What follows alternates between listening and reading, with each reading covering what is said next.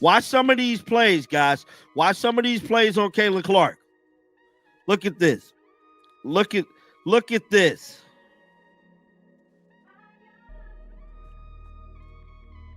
See that? Grabbing, physically grabbing her, applying pressure, pushing her. Look at Brittany. Caitlin Clark, the face of the league, is injured, but not from a freak accident. Nope. This injury was earned through unchecked abuse, and new footage has made it painfully clear Clark's quadriceps injury was no accident. It was the result of being physically targeted game after game with zero protection from WNBA officials. The fouls were so frustrating that even Steph White in the post-game interview remarked on it. I thought she got fouled. You know, I think it's pretty egregious what's been happening to us the last few games. You know, a minus 31 free throw discrepancy.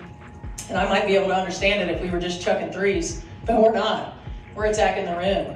And the disrespect right now for our team has been pretty unbelievable.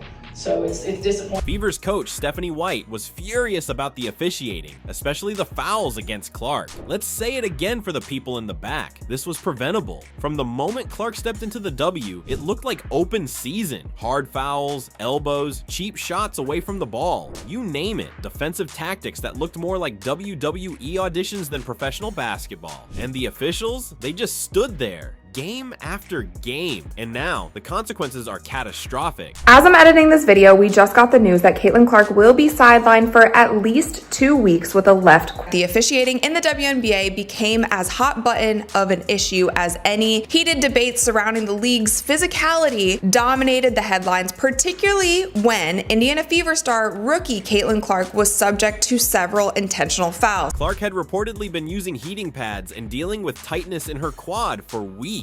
Fans saw it, commentators noted it. Her stride was visibly stiff at times, and yet she kept running into the ground. And the league, they kept throwing her into the lion's den without a whistle. Putting together a collage video way before this injury occurred of the referees missing a bunch of calls. Well, this whole set footage kind of go hand in hand because Caitlin Clark has been taking a beating for the last year and a half, and it quickly got physical early in this season, man. There was a lot of games, especially in that Atlanta Dream game.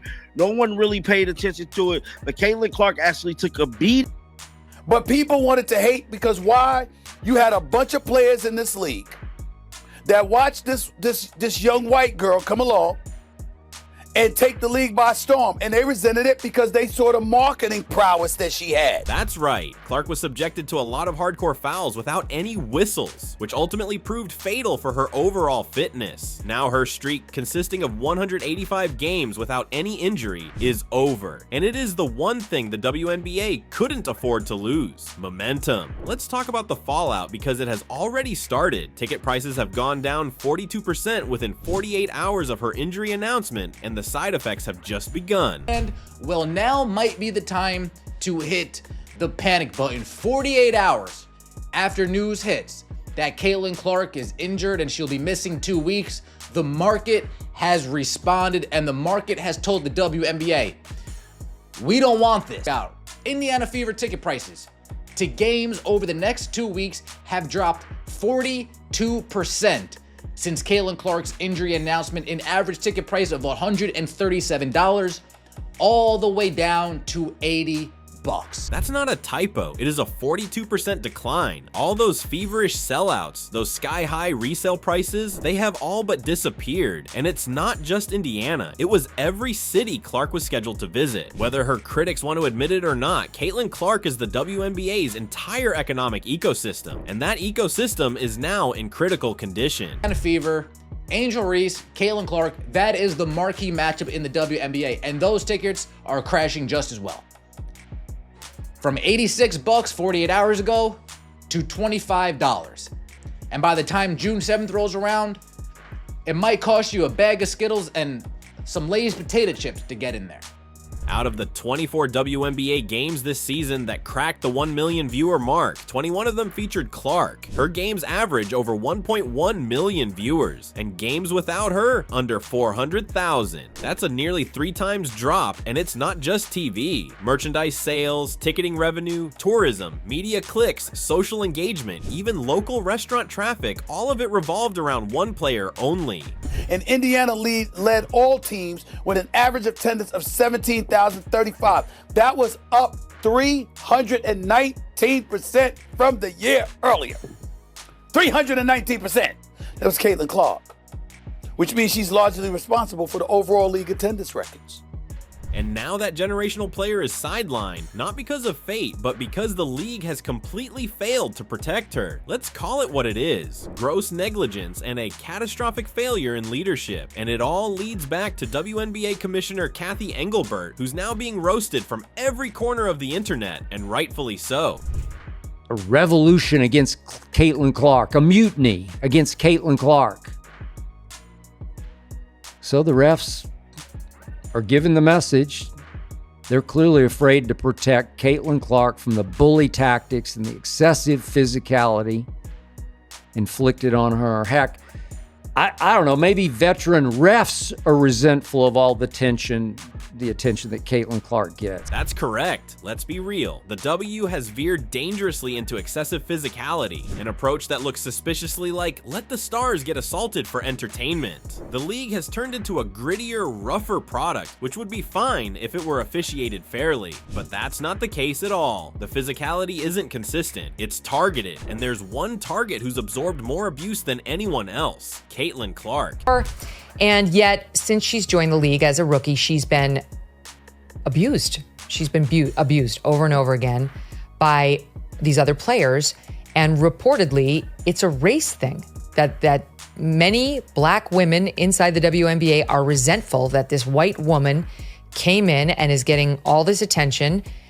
Nobody disputes that she's an amazing basketball player, but still they seem resentful and well. And the refs should also be aware that the most eyeballs at any given moment are going to be on Caitlin Clark. So call it a special whistle, call it whatever you need it to be. If you don't want to have constant viral videos of other WNBA players fouling Caitlin and the internet being in an uproar, saying that players are doing this on purpose. This isn't just a bad look, this is a disaster, because the WNBA was on the verge of something massive. Corporate sponsors were coming out of the woodwork. Legacy networks were investing airtime, celebrities were tweeting, merchandise was flying off shelves. The Caitlin Clark effect was real, and now all of it is in jeopardy. Game. She deals with physicality that no other player in the league is dealing with. Whether the injury was caused by other WNBA players or whether this quad strain is 100% basketball related, it really doesn't matter, because now jealous and resentful WNBA players, they're on their own.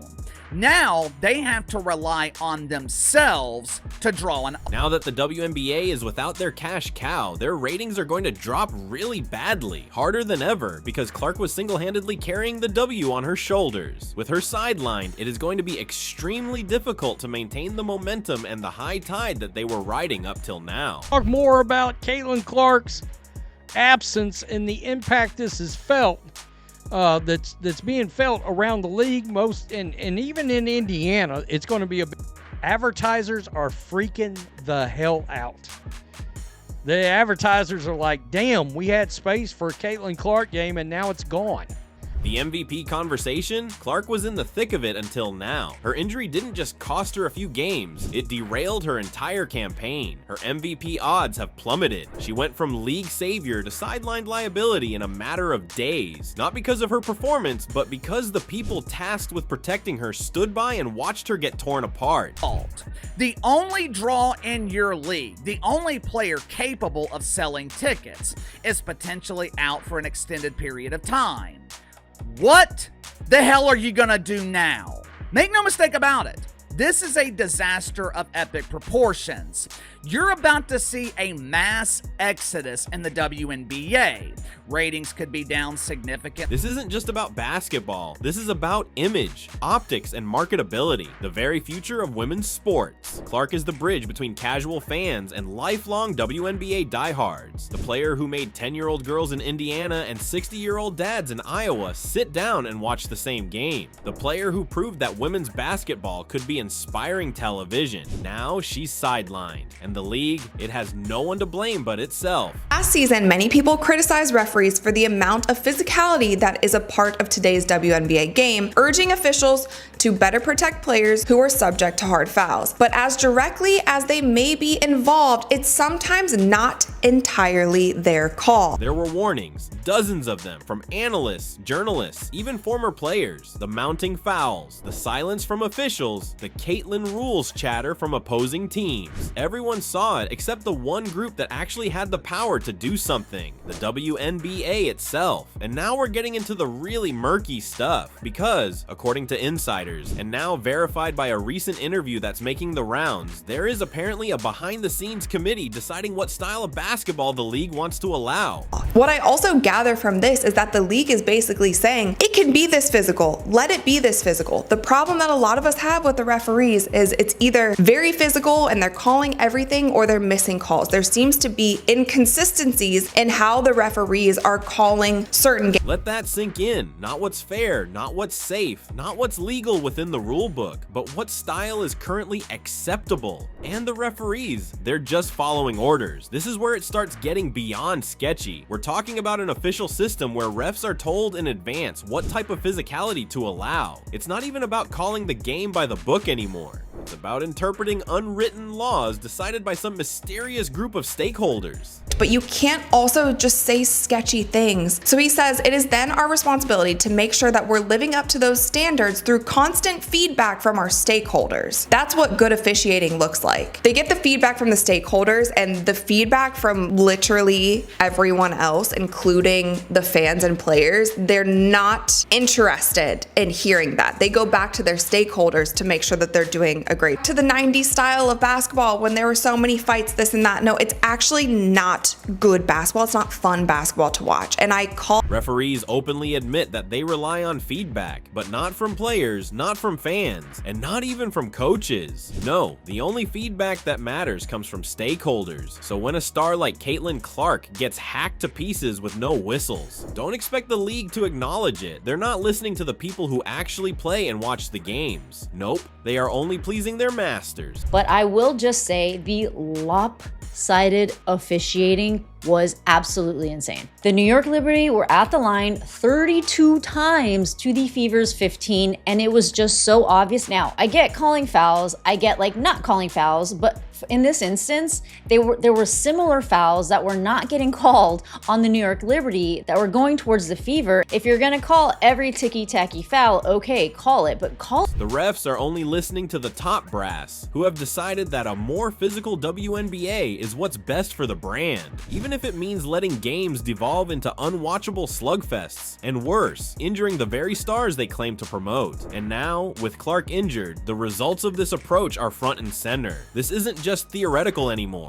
This is a failed experiment with real consequences. Clearly an issue, there's clearly a problem. If it's not just one team, also, by the way, it's not just the Indiana Fever. I know it's been the biggest story this week. It's not just them. Brittany Griner left a sideline interview to go yell at the refs. The Lynx spent their entire offseason in any interview being asked about, do you think the game was stolen from you from the referees? Those were the kind of questions media was asking them. You just had Coach Stephanie White after the Liberty game call out the referees in the most blatant way, say that it's egregious, it's disrespectful, but they're not listening. That's absolutely correct. The refereeing problem is much bigger than just Caitlin Clark and Indiana Fever. Sure, Caitlin Clark has become the poster child for this controversy, especially with her injury now fueling every headline. But let's not act like they're the only victims here. This is a league-wide issue. Take Brittany Griner, for example, one of the most established, respected players in the league. She literally walked away from a live sideline interview to go yell at the referees mid-game. That's not just frustration, that's disbelief. So yeah, I was like super frustrated watching this game. It was not called the same for both teams.